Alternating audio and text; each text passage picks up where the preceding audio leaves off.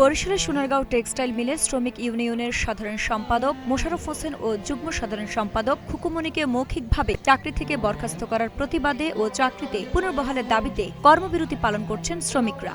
16 ফেব্রুয়ারি সোমবার সকাল থেকে এই কর্মবিরতি শুরু হয়। এর আগে সংবাদ সম্মেলন করেন শ্রমিকরা।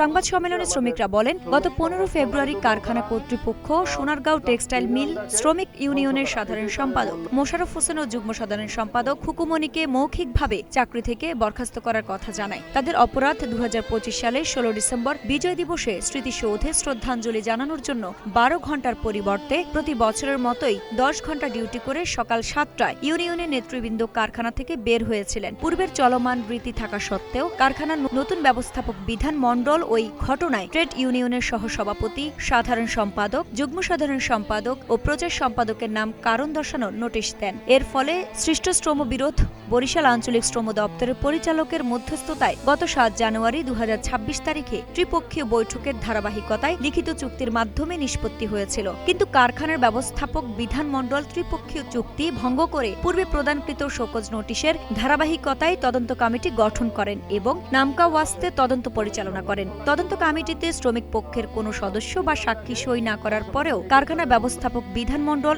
একতরফাভাবে তদন্ত রিপোর্ট চূড়ান্ত করেন এবং গত 14 ফেব্রুয়ারি রাতে সাধারণ সম্পাদক মোশাররফ হোসেন ও যুগ্ম সাধারণ সম্পাদক খুকুমনিকে বরখাস্ত করার কথা মৌখিকভাবে জানান। এ সময় বাংলাদেশ সমাজতান্ত্রিক দলের বরিশাল জেলা শাখার সমন্বয়ক ডাক্তার মনীষা চক্রবর্তী বলেন, বিজয় দিবসে শহীদদের প্রতি শ্রদ্ধা জানানো কি শ্রমিকদের অপরাধ? 2020 সাল থেকে এখানে ট্রেড ইউনিয়ন করার জন্য শ্রমিকরা চেষ্টা করছে এবং সর্বশেষ 2024 সালের সেপ্টেম্বরে তারা একটা ট্রেড ইউনিয়ন করতে পেরেছে। কিন্তু আমরা দেখলাম যে সেই ট্রেড ইউনিয়নকে ধ্বংস করার জন্য সোনারগাঁও টেক্সটাইলের মালিক কর্তৃপক্ষ তারা ধারাবাহিক একটা ষড়যন্ত্রে লিপ্ত আছে এবং তারা যেটা করেছে যে 16 ডিসেম্বর ফুল দিতে যাওয়ার মতো একটা ঘটনাকে কেন্দ্র করে তারা একটা ট্রেড ইউনিয়নের সেক্রেটারি এবং জয়েন্ট সেক্রেটারিকে বরখাস্ত করেছে।